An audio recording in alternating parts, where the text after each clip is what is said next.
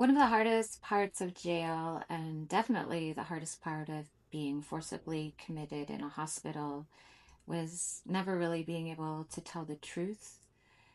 And it was something that I had been working on. I guess I was arrested in 2025, probably for like 5 or 6 years. And I thought of it because I bought this blue crystal because I was having like pain in my throat. And I always try like woo woo things. And I don't know, I feel like I don't believe in it, but obviously I do. Like I read Heidi Rose Robbins's horoscope, but I kind of don't believe in horoscopes. But why do I read it if I don't? But what I like about crystals and chakras, um, and even if I had $10 million, I wouldn't spend them on crystals. I got this one on Amazon. I don't support Amazon anymore. Um, but what I like about chakras and is because then you can have a tangible reminder of things that you're trying to concentrate on. And I chose blue for the throat chakra because I had noticed as I got more and more into Vipassana meditation and other kinds of body awareness, which is really a lot of it was trauma recovery. I started noticing pains in certain areas of my body and in my throat and the tightness and the aching. I knew part of it. I had kind of a memory from childhood because I used to spend long periods of time like not talking. So I would sing because I would be alone and I would like my voice would fall asleep and I would have this fear that like and it's almost like a dream and a memory of my voice not working anymore. Um, and I think it's just partly, I think it's because after I was 7, I never really had a babysitter. In the summer, we would go next door to Mrs. Yam, the Cambodian woman who lived next door, but she didn't really speak English, so I didn't really speak with her. And then when my mom, it was kind of really good for our family when she could work at a factory, but when you get hired in a factory, you work second shift usually you can't get first. So and then my brother was out of the home, so uh, I was mostly alone. And I think that unfortunately makes me very good at being alone, but also fortunately makes me very good at being alone. But I think this part of the ache is that memory of just like not talking. I began to kind of explore truthfulness because the throat chakra, the second chakra, is also, because it's about the throat, is about honesty and clarity of speech. And I'd always kind of, well, been a self righteous person, if I'm honest, like thinking I'm like morally better, like I don't steal, I don't lie, I'm very egalitarian. Um, I'm still pretty judgmental, but I know that I'm judgmental when I know I shouldn't be, and I try not to be. I was less apt to not want to be judgmental the younger I was. But the reason it was devastating when I went to jail to feel like I really had to guard the truth and dissociate and not be open. The hard part about that was because I did make progress. And so as I was not just wearing a crystal, I just started to think about truthfulness. I had read one of Martha Beck's books before, which I enjoyed, but I heard her on Tim Ferriss's podcast. And it was interesting because they wound up doing a show about childhood trauma. And Tim Ferriss is a very similar age as me and had a very similar type of childhood trauma, which he talks about openly and provides resources for. Um, but also, Martha Beck went through a similar experience, and part of her um, intuition was that she needed to just be radically honest. She came from, if you don't know her story, and the book is called, I believe it's called the way of integrity. And she came upon it. She'd been raised Mormon. She was an academic, and something prompted her to just explore radical honesty, and that just unraveled the the darkest secrets in her family. And literally, she had a secret pulled out of her. So it was a really moving and inspiring book, but it also made me much more conscious of ways that I was hiding things, trying to handle things in a way that was getting in the way of honesty. And like a lot of things, my children helped me see that more clearly because they watch what you do. They don't just listen to what you say. They're with you and they really see you. Um, my boys are both so amazing and loving, but in very different ways. Angus, my older son, is much more, he's much more likely to do gestures like make me cards, make me snacks, surprise me with like little messages. I miss you, mama. I love you, mama.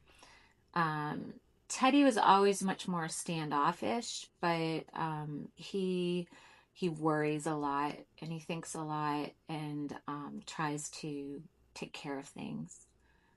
Um, and he's younger, and he's been shaped a lot by having an older brother with special needs, so it made him take on some of the caregiving qualities that you might usually have when you're an older sibling. Uh, that was not the situation in my family, but I hear sometimes it happens with older siblings. But I think of Teddy like when people try to understand Gen Z, um, and they get so mad like about them not liking genocide in Gaza. Like, why won't they just stop telling the truth about things that are uncomfortable?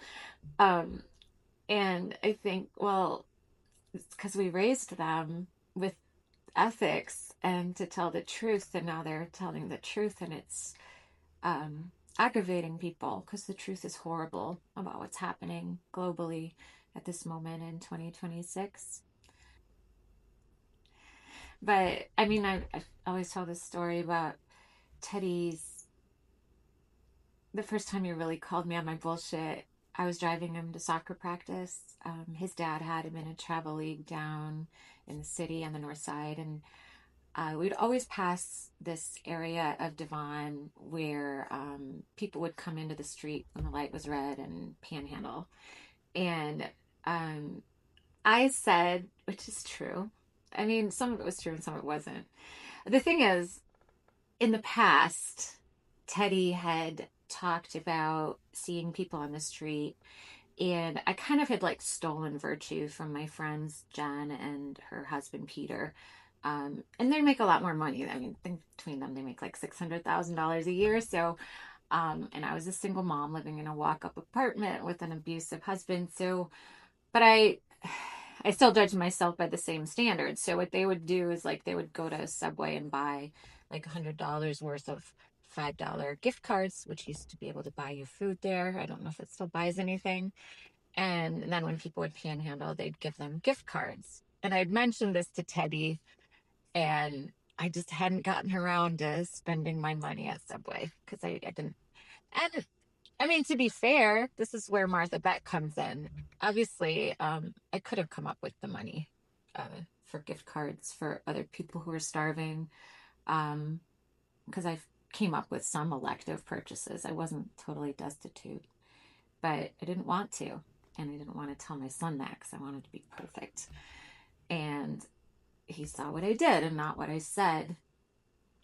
And so I doubled down on my lie and I said, well, I can't, give them anything because they're in the street, and I wouldn't want to encourage them walking into the street by giving them money.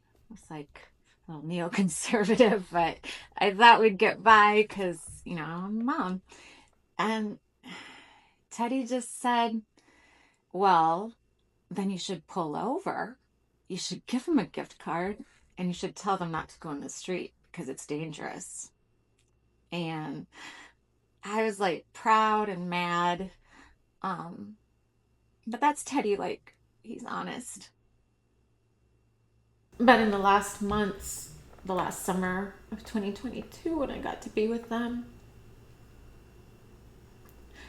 and we knew that they might leave, and we were so scared because I told them it might be as long as 3 months. And he said, 3 months?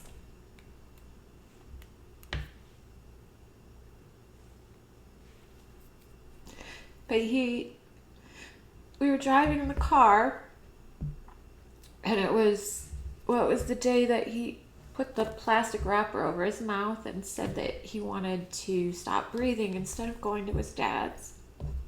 And I said that, you know, I believed that I could do this at that time. I said, well, if you really don't want to go to your dad's, then we can talk to the judge about that.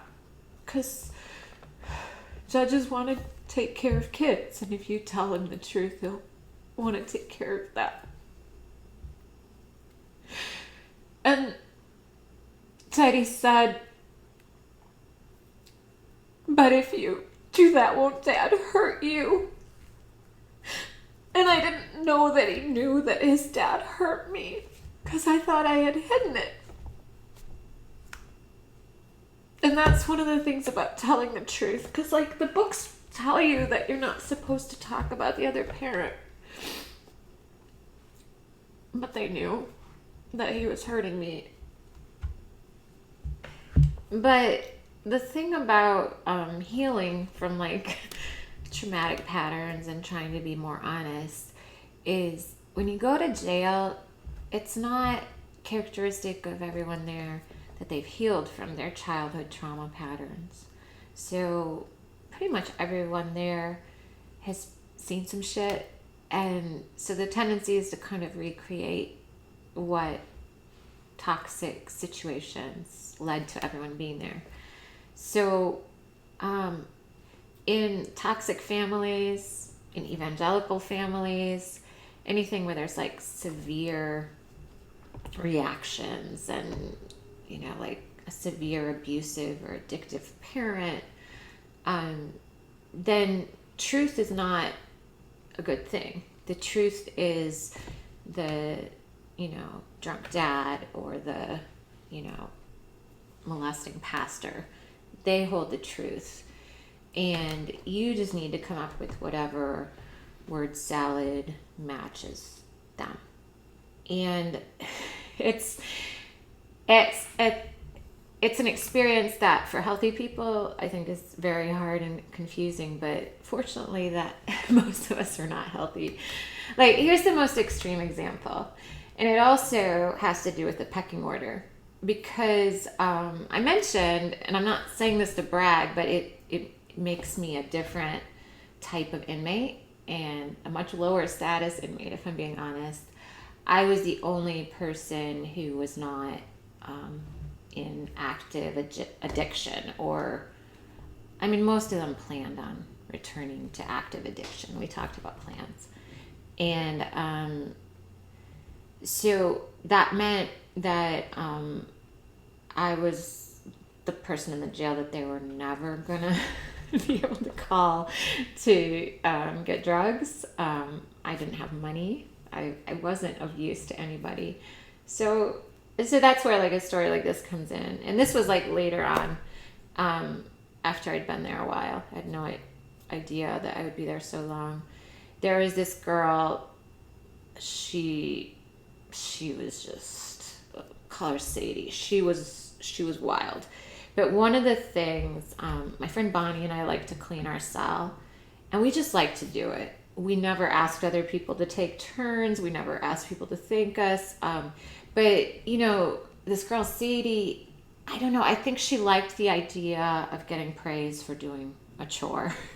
So she did this weird thing where she would get up and take our garbage and tie the bag and then put it by the door. so that we didn't have garbage. And like, I watched her do it. And then this other girl said, are you the one who's been taking the garbage to Sadie? And yeah, she was. I had just seen her do it. And she said, no. And I said, yes, you did. I just watched you walk over there and tie it and put it there. And she just flipped out at me. But the point is, the girl who asked her also flipped out at me because Sadie's husband could score drugs, and Sadie's brother could score drugs, and Sadie's brother had a car and no woman. So I didn't really add anything. And the truth didn't add anything either. And so I just kind of learned to keep to myself eventually. But when I first got there, I was kind of open-hearted and like everyone was vibing and getting along. I knew I had acted weird the first night towards this girl, Opal. I would later find out that a lot of people say that she was at the site of this murder in Stanton where these two old people were murdered. I do know that her association with people getting arrested was really weird.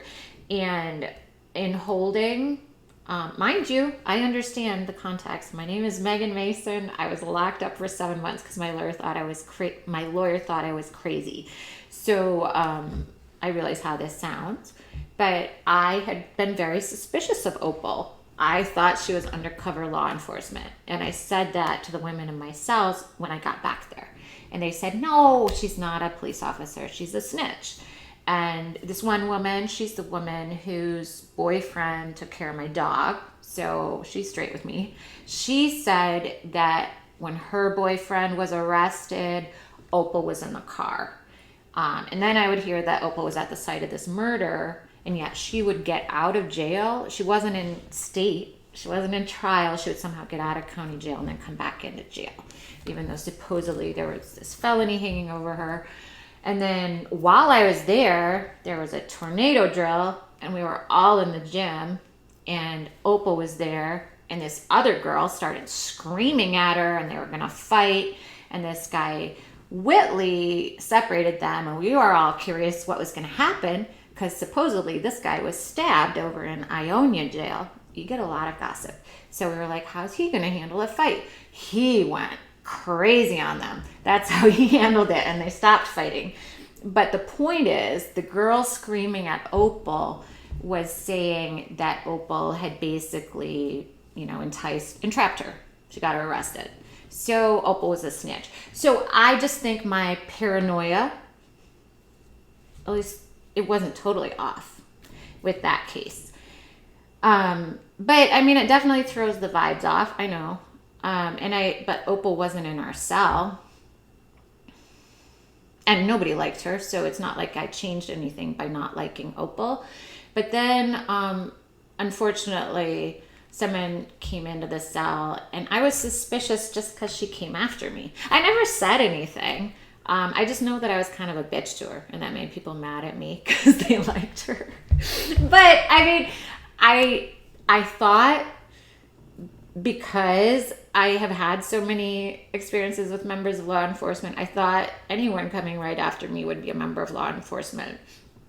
So that was my thesis in part. And I also, it was a few things. She was the only person there who liked me like yoga, liked me like 90s hip hop, was my age, surprisingly good skin and teeth for being my age, and a crackhead is what she said she was. I'm sorry, a crack user. And when she walked from behind, she looked like a cop. I can't explain it. It's just the way the muscle. I just, yeah. But I was aware that was only my suspicion, and that I had no right to say it out loud. So I didn't say it to anyone, but I just thought it. But just by thinking it, because I'm with all these sensitive, trauma-informed people could tell I was a little bitchier. So I was sort of out of the group with Bella and Kat at that point. But here's what I have to say in my defense. I maintain that, we'll call her Angela, who I thought was law enforcement. I still think she was, because later on, I'm always up earlier because they all sleep all day. I was up in my cell when I was in a different cell, and I saw Angela come out of my old cell, E3, and walk down the hall and then stand at the door to the sheriff's office where you go when you're going to talk to the sheriff. And she was holding papers, like notes. So I believe I was correct. I don't believe my paranoia was misplaced. But all I could really do is write about it in my journal because I knew how wackadoodle. I still know how wackadoodle. I haven't lost track of that. But Angela could play euchre, so I was kind of okay with having any law enforcement. And I didn't want to get killed necessarily. I definitely didn't want to lose an eye or teeth. Sometimes they were very lax about safety there. There was this woman named Brandy who was not popular with the cell I moved into. She'd been moved out because she would always tell women that they smelled bad, they were dirty, just like really mean, picking on women.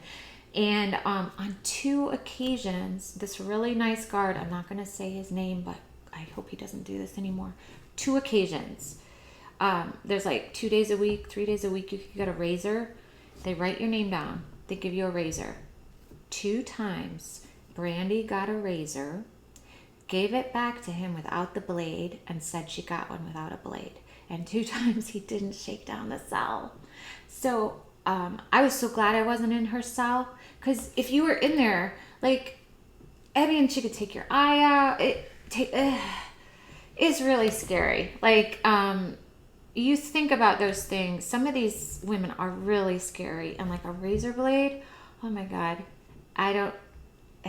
They're supposed to toss the cell once a month, but they just don't, because partly for the women's cell, they don't have women's staff, so, and they're supposed to strip search us when they do it. They don't. They tossed the cell once, and they didn't search us. It's crazy.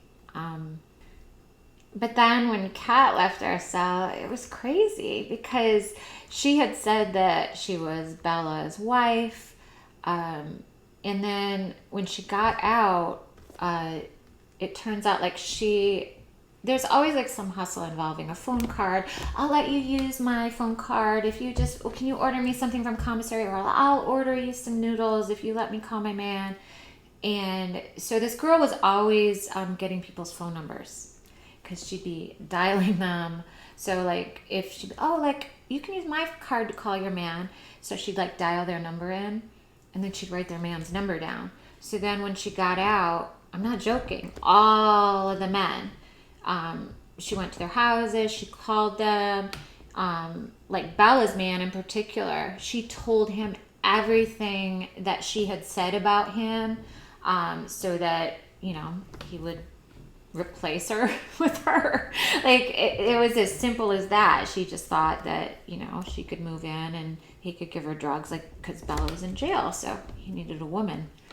And so that was kind of when I realized that the emotional harm was like more of a risk than the physical harm, except for this bitch with the razor blades. And so it was like more like Mean Girls than Oz, which I don't know if that's better. Being stuck in a small room with people who physically want to kill you, or people who want to destroy your soul, and they're girls, so they know how to do it. I don't know which one's worse.